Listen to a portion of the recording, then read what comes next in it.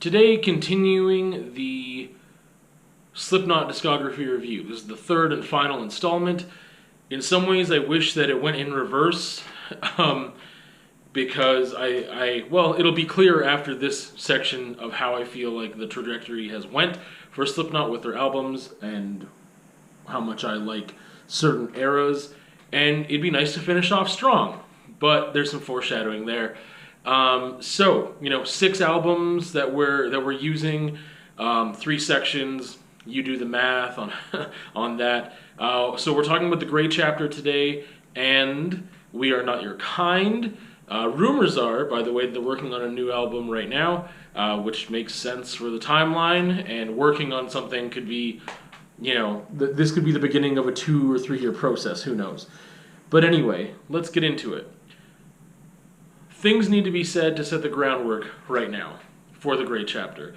Because for 4 consecutive albums, we had the same 9 members. It's hard enough to keep a group of 4 or 5 together at times, and having a group of 9 was like this big thing that they had talked about on a little bit on All Hope Is Gone, but also on Volume 3, the Subliminal Verses, and just kind of touting themselves as we're here to stay and we're invincible and we will never die and you can't kill us, and all the other ways that Corey worded their being of just we are I don't want to say superhuman. It just crossed the line for me, obviously. But the thing is that it was of some importance even to them that the same 9 members were the same 9 members, right? For as much as we can know, because I forget his number now, but not Sid, but like the programmer, like other mix board dude. I don't even know his official like thing, like because it's not an instrument he's playing. And like Sid, I think his title is DJ, and other dude, I don't remember. I don't remember anybody's number right now, other than Mick, who's 7. I'm pretty damn sure. Anyway.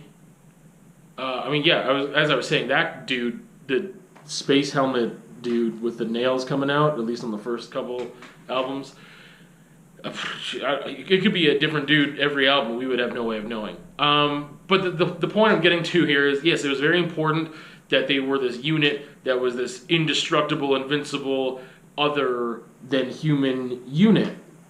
And I think that played really well, especially on the first 2 albums. And then when they started breaking the 4th wall and saying it out loud very directly, it didn't play very well for me. But here's the thing. The Gray Chapter, the 5th album, we have 2 members lost. And one of them is Joey Jordison. So we've got a drummer, like the main percussionist out of the 3 percussionists, gone. And speaking about Inhuman, I mean, an amazing, spectacular drummer who is a huge... I feel like he helped define Slipknot's sound, not just because his contribution to the songwriting process, along with Clown and Corey, but it's just his drumming was something that was like, oh, this is a Slipknot song, or like it led to the style. And sometimes you get a band and like there might be one instrument in there. They're like, okay, that's just whatever. And it's really someone else helping define the style. And obviously Slipknot is an amazing band with great players. But he was one of the key components, I believe, that helped define them and stand apart from other bands. I mean, them being 9 people helped them stand apart because those 9 people did things, whether it just be for the live show or whatever. They all contributed in a way that seemed to justify 9 people being there.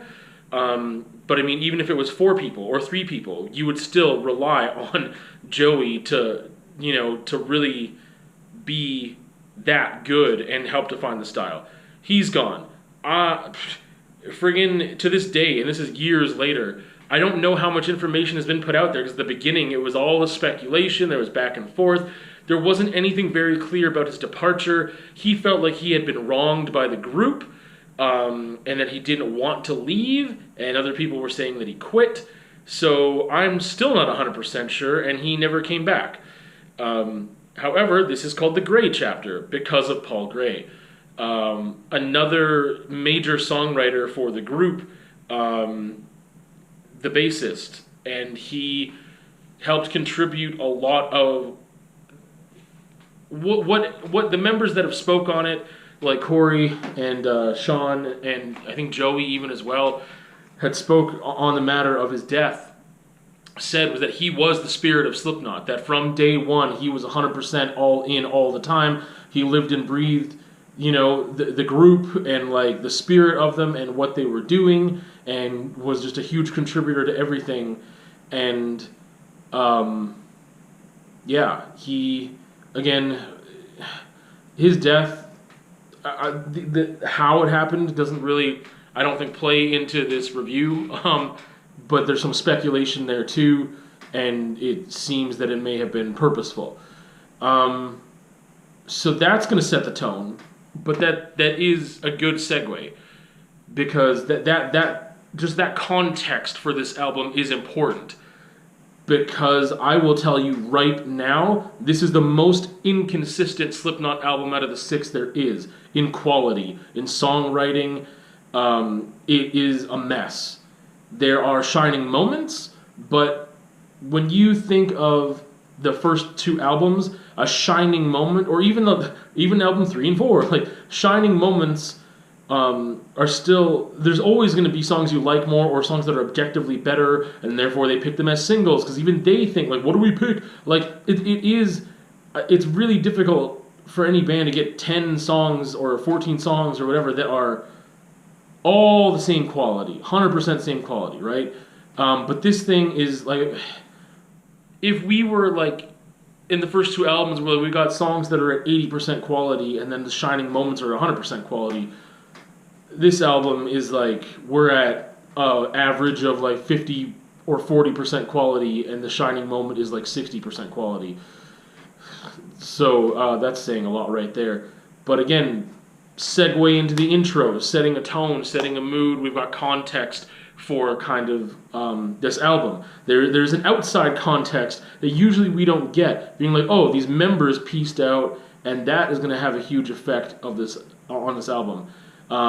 So I should have looked up what the Roman numerals for the number is. XIX. What would that? I don't know what that would be. I'm not going to figure it out right now, and I should have done it earlier. So the intro track, it does set a somber mood. As far as their intros have gone on 3 and 4, like talking about in the past with vocals, once they add vocals in and it turns into like a full-blown song, it just didn't really seem to be working very well for me. But this is a good intro with vocals. It's not too long. It's not a full-blown song. There are, Corey's got lyrics on there, and it does set a good, somber, serious tone for this album. That's really all I have to say about it. I think that was a good start. But then we get Sarcastrophe, which is how I'm pronouncing it. This begins the inconsistency, because I don't really feel like going from the intro to this song was, it just, obviously they pick their track listing based on what they feel is strong, and I disagree with this. So the lyrics are really half poetic. We get some good writing, but they're half really, really lame. Example, we are kill gods. That sentence in and of itself is just, what are you doing, Corey? What does that mean? We've talked before about how he can slip into accessible and basic, but sometimes, like, accessible doesn't have to be poor writing. And sometimes for him, it is. And this is an example of that. We are kill gods is just one weird, awkward line. Live long and die for me. Like, I don't know, there's things that just seem juvenile about the writing on this track. The title of the track, even, for some reason, rubs me the wrong way, only in the context of the rest of the song. That title, in and of itself, doesn't rub me the wrong way. It's the title along with everything else. It's just dumb. It just sounds dumb. It's less than mediocre for Slipknot. And that's the thing. Slipknot has a certain standard. Their own standard, and then the standard that we individually apply to them, so there's millions of standards, right? But to say this is less than mediocre for them means like it's not the worst song that they've put out, in my opinion. It's not the worst song on the album either, but it's a little less than mediocre, and mediocre for them would be bad enough. There are, on the first 2 albums, I can't think of songs that are mediocre in the context of like metal and hard music, heavy music. Yeah, and I only want to judge Slipknot by Slipknot standards, but that's really difficult. Anyway, AOV, Approaching Original Violence. I feel like if they just got rid of Sarcasticry, put this in there instead, it would have been at least kind of a... It wouldn't have made sense with like going from like this somber intro to like such an aggressive song, but at least it would have been a strong song out of the gate. We've talked about intros a lot, and they use intros, and that's why I want to talk about them, because they're important. Like, don't put something on the album if you don't believe in it, if it doesn't make sense, etc.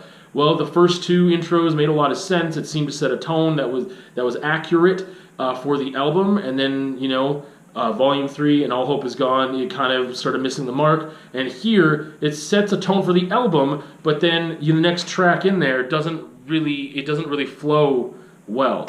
I would just take Sarcasticry out anyway. But anyway, AOV, Approaching Original Violence. The title, again, and the lyric is kind of awkward and weird and lame to me. Approaching Original Violence. What does that mean? Not to say that because I don't understand it, automatically it's dumb. It's that I have sat with the album a while and listened to it multiple times over the couple years, and like, okay, it's just like some words thrown together that seem to be purposeful but don't really mean anything to me. So I don't really feel like it's accomplishing its goal in that aspect. However, I'm just one person. The song's a banger, though. The song is one of the shining moments, I think, on the album. It's aggressive. It's got this pounding, great pace to it as well. The soaring chorus still keeps the same... The soaring chorus has been something that I've brought up the past 2 albums, especially on All Hope Is Gone, that sometimes became disruptive. It was like, where did that come from? It's like, you're just telling us Corey can sing, we already know that. But the way that they work the drumming in to just continue this like rapid-fire pace through that, and then having the guitars kind of like scale back a bit and let the singing come through, but not in a really obvious... uncomfortable or awkward way. It just seems like a natural progression, and the cleans do good for the track, whereas sometimes I don't believe they do. It's one of Slipknot's biggest issues, I feel, after the first 2 albums, is figuring out how to put their cleans in a way that's non-disruptive and natural. That's how I would word that. Yeah. Yeah, it just the drumming in there keeps it moving, and it makes everything fit really nice. But this is one of the bangers on the album. It's just like really a solid, strong Slipknot song. After that, The Devil and I. So again, we keep up some quality here, which is really nice. We got a strong intro that I feel like slows down appropriately for the somber lyrics to come through. Again, some more poetics, which is nice. I feel in this song a real genuine sadness. If you haven't listened to the other reviews, you should listen to them, because it would just make more sense. Because I feel like Slipknot had a problem for some of the albums consistently being not super sincere, or not being able to get that across in the way that I felt that they were being genuine. So I feel that on The Devil and I, and it transitions, into a very great delivery for the chorus again as well, which is nice to see. I feel like this is a strong example of how they should be carrying a serious tone. Serious in a somber and sad way. Also, there's some aggression here too. It just seems like we're taking a lot of Slipknot elements and combining them in a way that is still very strong.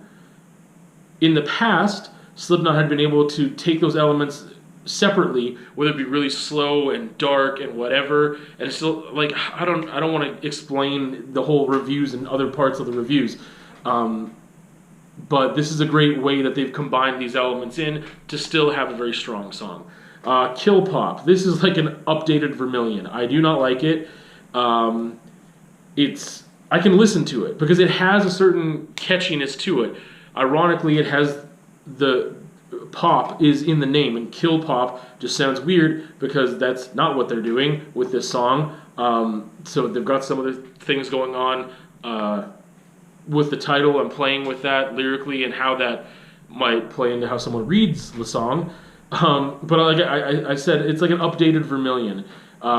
It's strong and in the way that they want it to be, I guess. It's sadness that's balanced kind of well. I feel it. I don't feel creepy at all like I did with Vermilion, but with Vermilion it sounded kind of forced. It's a bit dark, but again, it's kind of like in this weird poppy way. The solo feels really out of place for me, so that can just get chucked. The lyrics are also a bit basic. We start to get into some cringy territory here. I think Vermilion is almost... I feel like Vermilion is a stronger song in and of itself. I'll throw Vermilion Part 2 right out the window. But I think that with that song, what they wanted to do with it, it made a lot of sense and the songwriting was great. There's a lot of other reasons that I've talked about why it's not, I don't like it. But when you compare it to something like Kill Pop, it's like, I just feel like you're resurrecting Vermilion, but in a different direction that's more poppy, less creepy, less dark, less poetic, but still trying to make it this sad song, and some of the lyrics are reflective, and it just doesn't do well for me. Skeptic. This is where things really fall apart. This album in its entirety, in a way, is a tribute to Paul Gray, but this song especially is a tribute to Paul Gray, and it is absolutely horrendous. It is I think, I don't want to get too ahead of myself, I think it is the cringiest song on the album, which is not good, obviously, for the fact that they wanted this to be a tribute. Lyrically, delivery-wise, I mean, the song as a whole, without any lyrics or vocal patterning at all, no vocals, it would be a very, again, mediocre Slipknot song. So already we're not starting off on a good foot.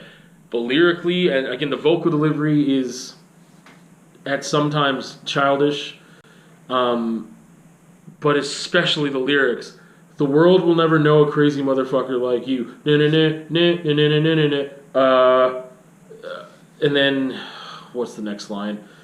This world will never know another man as amazing as you. I just, like, again, the chorus feels lazy. The lyrics are not strong whatsoever. They cut into the basic so much and just pull out of the well of mediocrity, which is something that I feel Slipknot set a precedent for not doing on the first two albums, that we are exceptional even in our pain, and we are strong because of our pain. Whereas this is, reaching farther down than they've ever reached to be basic and accessible, and it's lazy. I think this might be the first time I've said that Slipknot was lazy. I can't remember, but it's lazy. I don't dig it at all. It's just not good. It's really bad, really bad. They continue on too with some other lyrics. I can't let you disappear. I'll keep your soul alive if I can't have you here. Okay, well, it's really contradictory when you make an album that is not good. I feel like they have never admitted that the album is not good, which we'll kind of get into more later, but nothing I have seen, and I haven't scoured the internet for every article, interview, anything ever, but I mean, most people that have spoken about the album have been Corey and Clown, and they have talked about it, and it being, this thing that they worked through together to mourn Paul Gray and to cope with that, and they felt they made this really, really strong album, and I don't think they ever pulled away from it. There's a lot of stuff on here that's not very typical of Slipknot, and experimentation is not a bad thing, which again we're going to come back to later. But this song is, I don't feel like it's experimenting at all, unless you want to say it's experimenting with a formula that everyone else under the sun has already done, and this, like, it's just not good, and the lyrics are so cringy. It doesn't feel heartfelt, but the lyrics are, in the most basic way, saying, hey, I'm really heartfelt, and I'm very sad about this, and you're an amazing person. And it's like, man, I don't know Paul Gray. I never have. I've never met him. I don't have a relationship with, like, any of these people. Obviously they do, and I'm not going to say that their pain is not valid or not sincere, because I'm very sure it is. But I don't know if they felt pressure to make an album when they weren't ready. I don't know. I feel like I'm wrapping things up before half the album is done. But I don't know what it is. I don't know what caused this. Because if you're not ready, you're not ready. And at this point, you'd think Slipknot would have some control over their product with their label and the relationship they would have with them, and also the circumstances around the album with new members and a death and founding members leaving and whatever, or just not there. And it's like, so this just shouldn't have happened. And like I said, it feels like they backed it up the whole time, being like, no, this is the album we wanted. And if so, I feel like it's a very poor tribute to Paul Gray. And that's unfortunate. I know that I'm going to get, like, really thrown under the mall. I'm going to get very flamed probably for saying that, but that's how I feel. Lech. At the very beginning, it's, Corey screaming, I know why Judas wept, motherfucker. If you didn't add the motherfucker, I would like it a lot better, because the way I don't know, just that word in this context, or almost any context, is childish and immature to me. For some reason, just rubs me the wrong way. And like, you just could have said, I know why Judas wept. Screamed it in the exact same cadence, and it would have been really strong. So we come out of the gate with this song that, like, it gets me. There's like a primal, like, weird, like, Limp Bizkit-y part of me that's like, hell yeah! And I get, like, jazzed up. It's also the same part of me that would be like, this is like, if the rest of the song sounded like this, like what it's priming you for when it comes in with those riffs and stuff, right after Corey screams that, it'd be meant for a American football, like, locker room pre-game song, or like a frat party. They would find it enjoyable as some, like, real hardcore song. And there's a part of me that could enjoy that. But then it goes way off that tone, just way out. It switches back and forth between, like, the great pummeling riffs and drumming, and, like, these really nice buzzsaw guitars.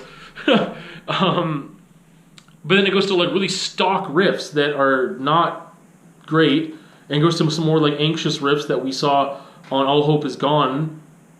But at this point, those are almost stock. It's like resurrecting something you've already done so much, which fit the tone of that other album, because it was there a lot, and here it came back, like, once just for this.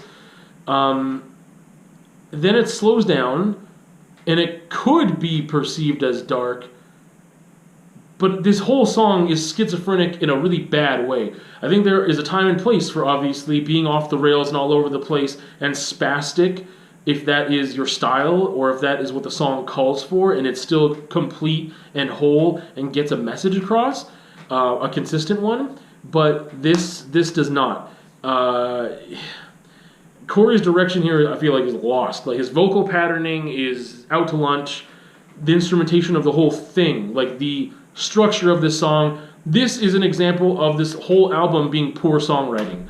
Again, we've got shining moments, but when they try to do something that is outside of a pop structure, it completely seems to fall apart here. Whereas other times they could be outside of that structure, and it would be a shining moment of how you can work outside that structure, be experimental, have your own style, do something that defines you as a band, and be more than one thing, and it was strong. So anyway, Lech, all over the place, no good. Goodbye. Poor me, pity party. I feel like they're going back to some of the things that they did on Volume 3. breaking the fourth wall, nothing's going to stop us, we're the nine. You know, Corey saying it's really hard to see the fans, and this is like a song of mourning, and how he doesn't want to say goodbye, doesn't want things to end either as a group, or, you know, partly say goodbye to Paul Gray, and doesn't know what's necessarily going to happen. It's just, I don't know. Breaking the fourth wall in this way is really what bothers me, because you can talk about your feelings, obviously being sad, and it's perfectly genuine and valid to do that, and you can do it in a very strong way, and I think that he's done that before, and the band has accomplished that with excellence before. But this feels like a pity party. It doesn't sound good. Lyrically, it's shallow. And again, reaching into the well of dirty, basic, just slough water. It's, you know, there's this attempt to unite everyone in sorrow, but it seems so obvious that it takes away a lot, I feel, from any sincerity that there could be. The next track is Nomadic. It's a good song. It's not super excessively poppy. It's kind of run-of-the-mill, I feel, for this new era of Slipknot, or just like a bridge from All Hope Is Gone to here. The lyrics kind of border on me questioning its sincerity, but I mean, overall, I guess it's a good song. The One That Kills the Least, it's a little less than mediocre, but not horrible enough for me to have all these pointed reasons to why. It's kind of just whatever. Custer. So this is one of my favorite songs in the album. I feel it's a super strong song. It's a banger. It is a barn burner just all the way through. And at the very beginning, it's like funny, which is the first time that I can think of where I was like, oh, they had like a funny, like,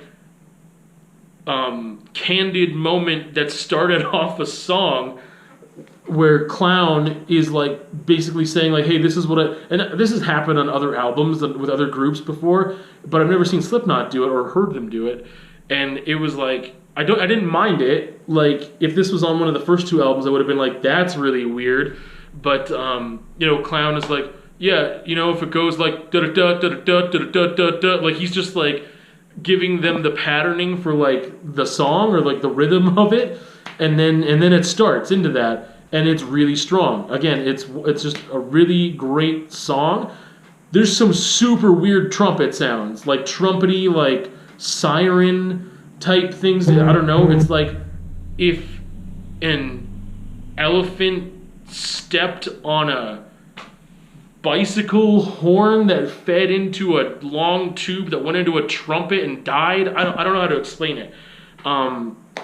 But it's like this weird trumpety siren wailing thing in the chorus that really works. Again, experimenting with some different sounds here, and it works. It goes along.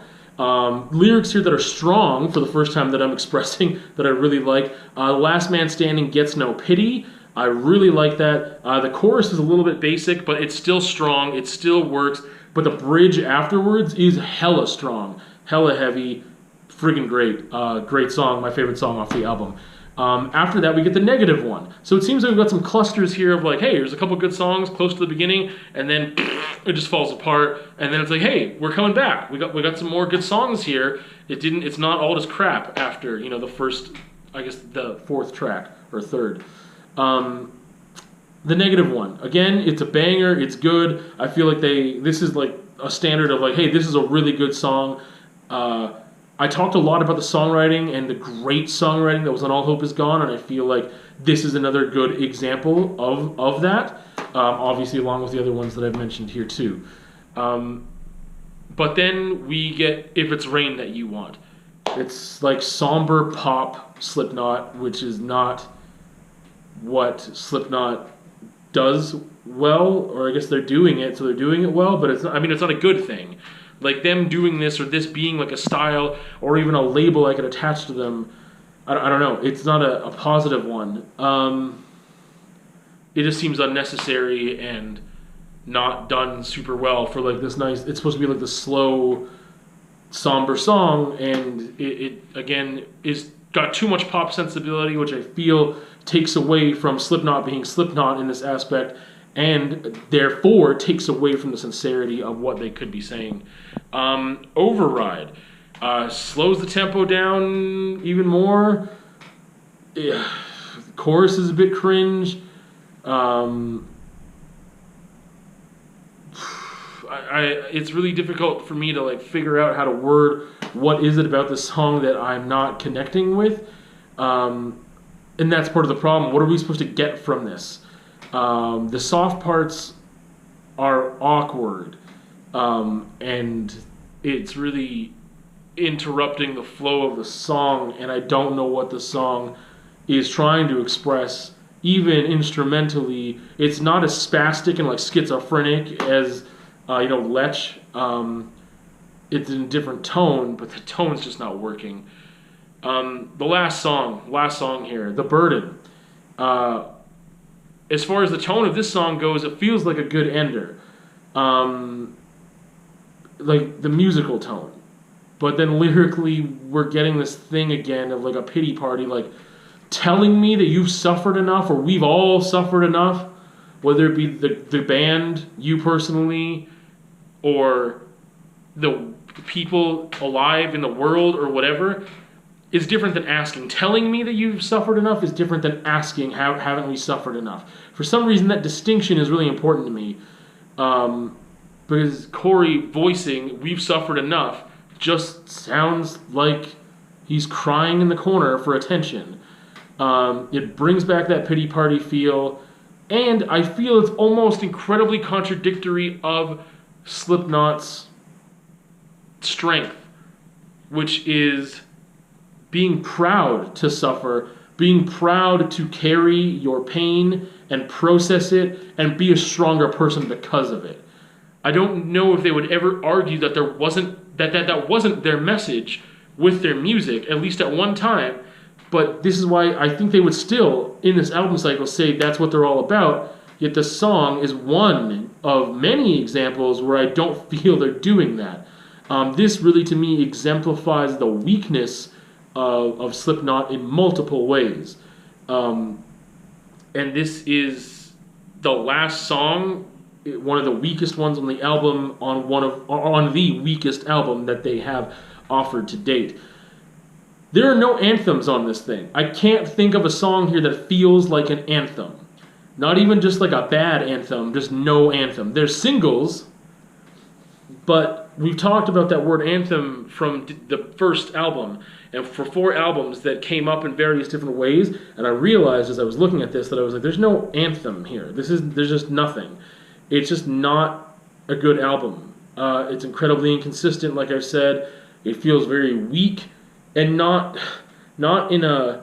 You can be weak, like you can express weakness and pain and still find strength in that, which I'm sure that they know that. They've done that before. But this is lyrically weak, shallow, basic, too poppy and accessible at times in a weird, awkward way for them. It just is so all over the place.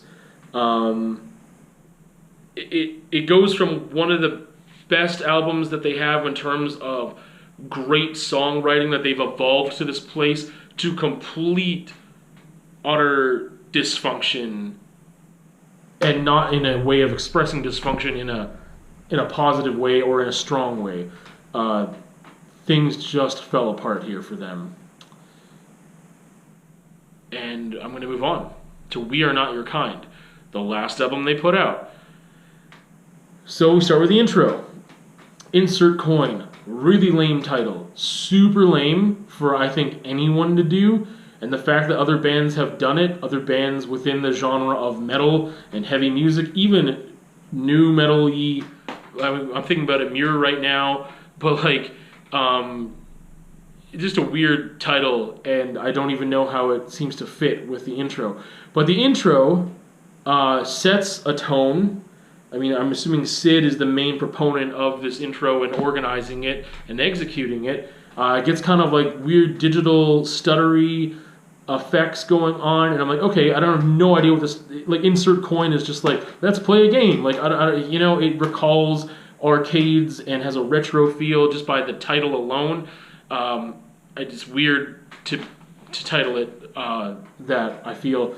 But anyway, it does set a certain tone, but it is like the weakest tone ever. It sets a tone for some of the effects that they put on the album, some of the effects and different experimentation, but it doesn't set a tone for what the album is supposed to feel like, where I feel like they tried to do that on every other album, and this one was like, hey, let's just do something a little fun here and just kind of like throw it in there as just like just a little soundscape. That seems weird to me. But then from there we go into Unsainted. The choir vocals that's like are there, very new, again experimental. I feel like it works. There's nothing wrong with experimenting and evolving and trying new things and whatever. Obviously, there's nothing wrong with it when it works, and when it doesn't work, But as a standard of a professional musician, as a band that has put out 5 full-length like label albums before, experimenting needs to work. Like having false steps is something that you do before the album is released. I mean, some people come into the studio with 20 songs or more, or how many song structures, and you pare them down and you figure out what works and what doesn't work, and you spend months to years. And yes, people make missteps, and sometimes they admit those missteps because they're experimenting one too far, but this is, I feel like, the standard and job of a professional band or artist of any kind. This works. This is a great example of experimentation and new stuff for Slipknot. These choir vocals are great. It's a very driving and a very well-paced track. These thick grooves and great drumming that happens. And again, it lets Corey just kill the chorus of this thing. Clean vocals coming out very, very strong and not like whiny or weak in any way. It feels very heartfelt as well. I feel the sincerity from it. The post-chorus bridge too, again, something Slipknot does very well, and here they are continuing to do it well again. Great songwriting again. I feel we've got the standard of All Hope Is Gone coming in strong right out of the gate for We Are Not Your Kind. Go into Birth of the Cruel, monster of a song. Great freaking song again. Great aggression. We've got this digital fuzz effect thing that is like coming from, the intro a bit, recalling that these effects, these like little digital stuttery things are something they're going to play with on this album, and I think they play with it very well. Older albums where things were more stripped down, that worked. There was a rawness that really worked, and when they played with digital type of effects there, it was like in a... It was, even of the time, it was meant to, I feel, sound retro-y or raw and whatever. Like, disruptive in a good way. And here it seems to be sounding, it's like a cleaner effect that is more representative of future-ness rather than retro, raw stuff. This is cleaner, more polished, and purposeful. This was purposeful too, but they're on opposite sides of the spectrum, but they both freaking work. So again, examples of how evolution with a band and experimenting and pushing yourself obviously can work. I'm not just stuck on these 2 albums from the past because they were the first ones and whatever. There's a lot, again, that I've said about that already. But I just want to give them their, due diligence, or my due diligence to give them their, what am I trying to say? Their props. I can't think of the word. So in this new age, these elements, these nice little touches of some sound effects and layered noises that weren't necessarily present on other albums as much, or in this way, they really add to the album, and they're nice. So again, we start off really strong, and then we get Death Because of Death. Just a weird little interlude, not a fan of it. The vocal chanting on it, to me, is a little weird, awkward. We could really do without this track. I don't feel like it's adding anything. Just take it right out. Don't have an interlude at all. Just doesn't seem to... It just interrupts the flow, for me, of the album. I know that there's this weird, like, carnival-esque type feel to the album at times. And I think this was maybe trying to keep up that momentum, but it just doesn't. It falls flat for me.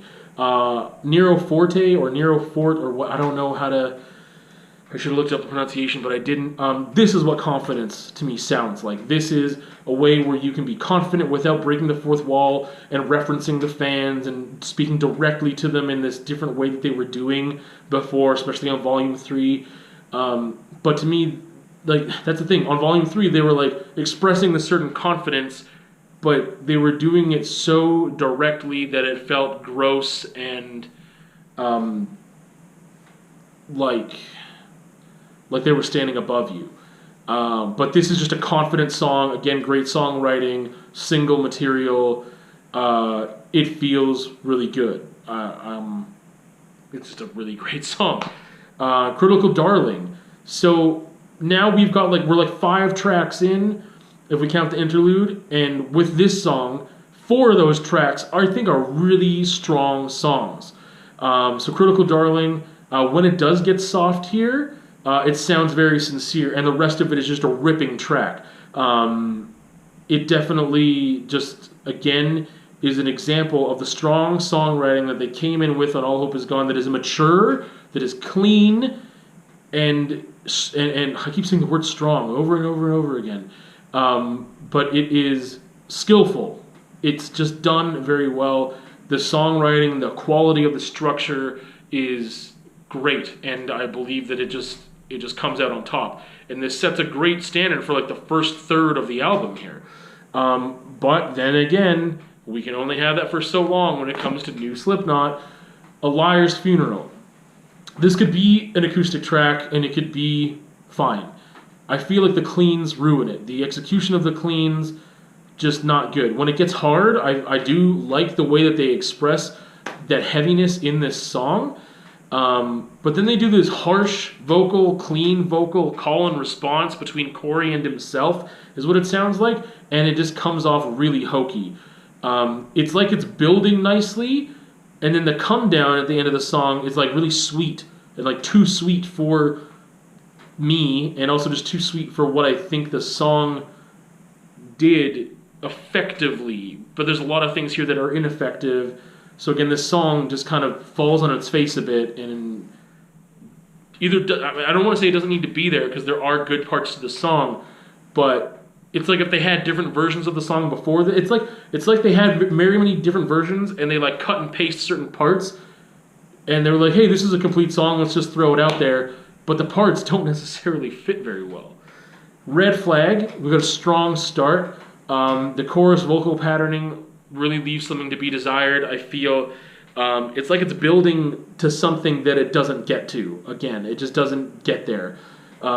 It's better than most songs on the last album, but that's not saying a lot.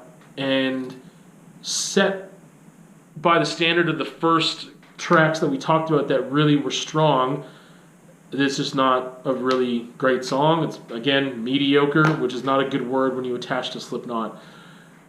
After Red Flag, we got What's Next? Nothing.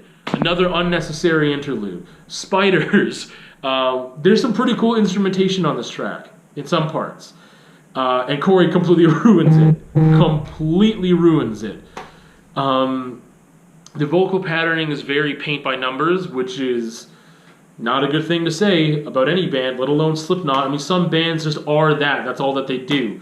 And they could do it successfully and play with the algorithm of song structure that feeds into the radio and people,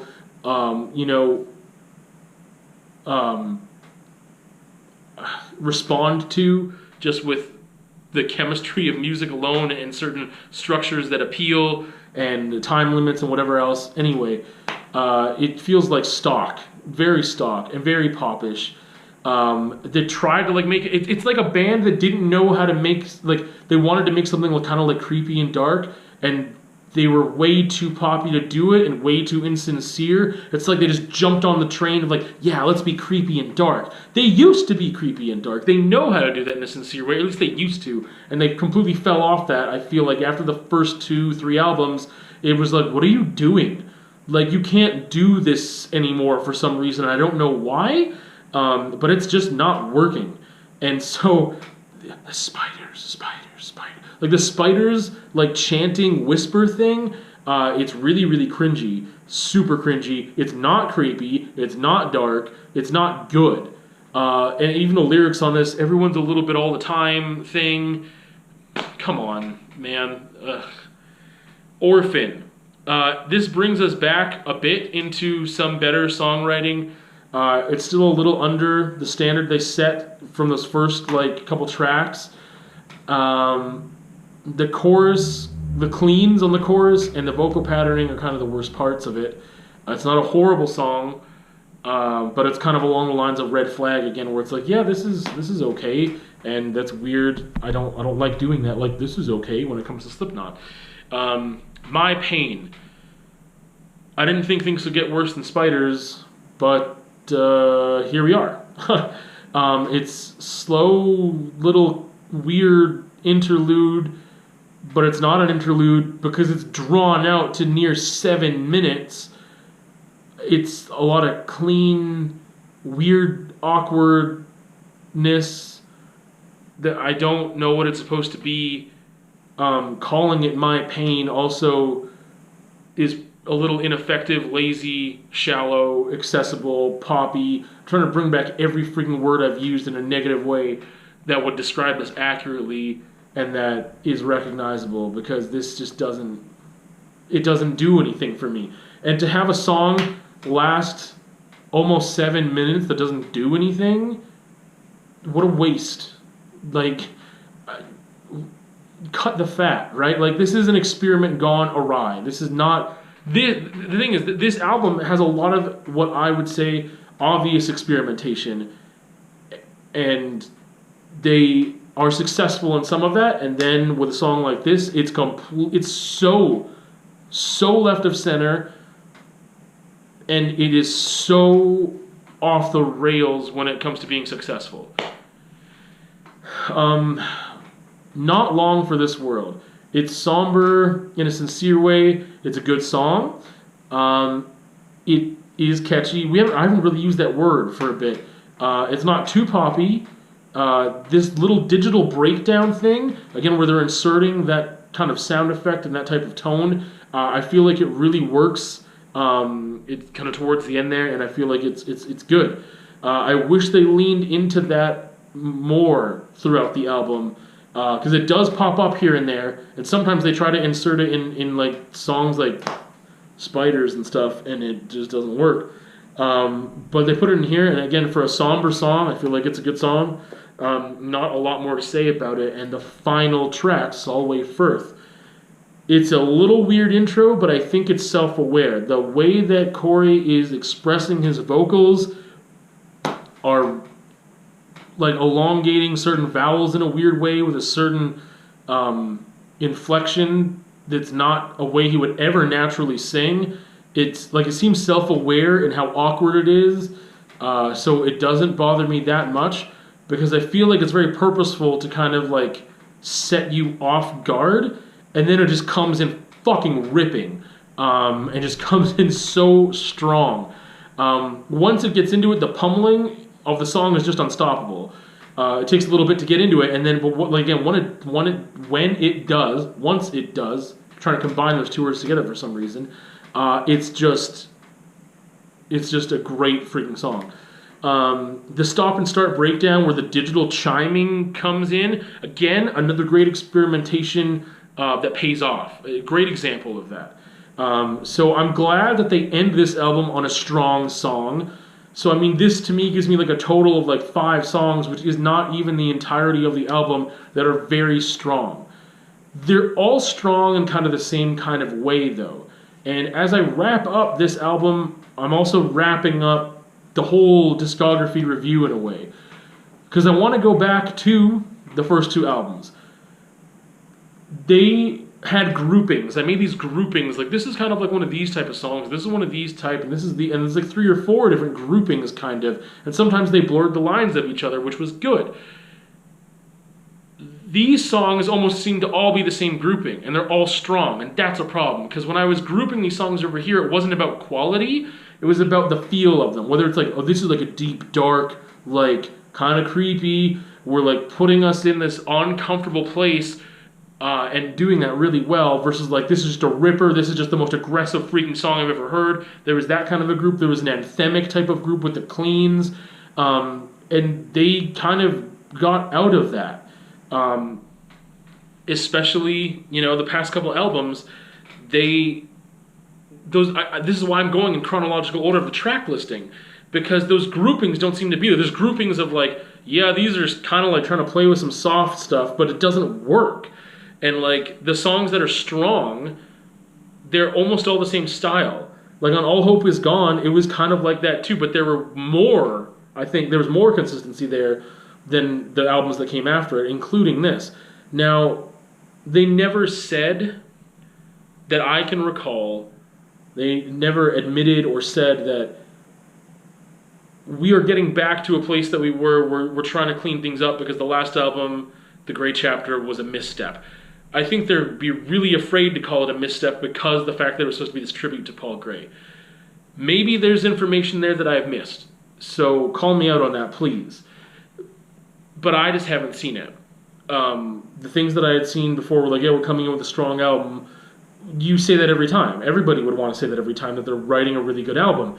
But they would never say, we need to get back to form. We realized that we try to experiment in some ways that didn't pay off, or our vision was clouded. We shouldn't have made the album when we did. That was a huge misstep.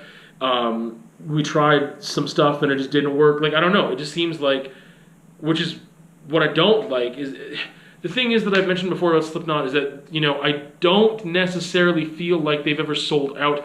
They do what they want to do and they stand behind what they want to do, and they set a precedent very early for, we're doing what we want to do, and we never thought that anyone would actually resonate with this raw pain and this expression and this aggression and hate and everything else, right? But they did, and once they did though, and that kind of caught on, then there was these things that they did. I don't know if it was label pressure, if it was whatever, but I mean, we got into more radio territory. Some of it was amazing and great, and I love those songs. And it's not just because it's more radio worthy or accessible that I don't like it. It's when they do it and it doesn't work, and that's a crappy thing to say. But I mean, as an artist, that's a standard. It's like, yeah, you take gambles. You should be taking gambles, and they do, and that's good. They push themselves in different directions, and that's good. The problem is that sometimes it does not pay off enough. Not at all. And again, that's a problem. Like, if half the album or more than half the album isn't working, then that's not a great standard for experimentation. Your ratio of success is way too one-sided. So I feel like this album is trying to get back to this more songwriting place while they're trying to experiment at the same time. So to me, this would have been a logical next step after All Hope Is Gone. The fact that they had this huge interruption of two forming members that were incredibly important to the band leave, through one method or another leave, is disruptive. But it felt like it was disruptive, and it felt inconsistent with The Great Chapter. If that album didn't exist and we just have All Hope Is Gone, We Are Not Your Kind, that feels like a natural evolution, albeit one that isn't very successful sometimes when they try to experiment too much or just in the wrong way or in the wrong direction.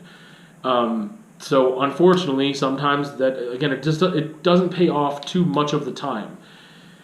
But that would feel more natural. The Great Chapter is, again, there's some good songs off there. There's songs that I listen to off there that I really enjoy. But as a whole, it just feels like this really awkward stutter step and trip and fall down the stairs. I'm really curious as to what's next. I have not gotten to a point with Slipknot yet where I'm like, yeah, I'm just not buying that next album. Because I will do that sometimes. If, a musical artist or group that I enjoy has like 2 albums in a row that are like then usually I'm like, okay, I just can't go back to buying the albums. But I'm not there yet with Slipknot. I'm really curious what's going to happen on a 7th album, right? And we've had another member change. I don't think it's as big of a deal because we lose Chris F, percussionist, and we have a new percussionist with Tortilla Man. I don't remember what they call him. I don't know. I don't think that really adds neither here nor there to anything with them. I haven't really seen it, but he's on this album, and cool. And we've got this is the second album with having I forget his first name, but Max Weinberg's son, drumming, living the dream, sitting in the throne of his hero, I guess. And I feel like the drumming's great. I just feel like the member changes that have happened obviously had to impact them on some level with that album, and I feel like maybe this is them getting back on their feet with "We Are Not Your Kind." Again, the missteps are just too big to be ignored, but I guess if we want to be positive, we can hope for something. I don't know. It's just really difficult with that much inconsistency out of nowhere, and then the next album is better. It is better than the one that came before it, so we have some positivity and hope, but I just don't know, because I feel like we've got some distinct eras of Slipknot which are good. The evolution, like I said, it seemed to flow naturally. Even when it wasn't good, it seemed like that made sense that they did that until Grey Chapter, and then I just don't think they should have made the album when they did. I guess that's what it comes down to for me. If I'm giving them the benefit of the doubt, that would be the thing. Just, you shouldn't have done the album when you did. You needed more time. Anyway, I don't really know what else to say. I still love Slipknot. I still think that they're a strong band, a unique band. I'm trying not to put any weight from what Corey's doing on his own time, or not his own time, but what he's doing away from Slipknot. I don't want to that stuff to cast a shadow over Slipknot. He said many times before, and I used to believe him more than I do now, that when he's in Slipknot, it is Slipknot. It is something he can't get away from. It's a force that pulls him back, or pulls everyone in the group back together. I feel like the myth of Slipknot is gone. I feel like the mystique is gone. I feel like they tried to get it back a little bit, especially with "We Are Not Your Kind," and it didn't really work because it's gone. So I don't feel like they are this entity that they used to be. They've gotten too big for that in a way. And I mean, I think there's some bands that are top tier bands that can maintain that mystique. Slipknot lost it, and I think it was a huge part of their character that also reflected in the songwriting and the quality of the music, not just their image and the way that I feel about them, but all that goes together sometimes. And I feel like they really lost that. So I don't really know what else to say there. So with that, we'll see you on another time.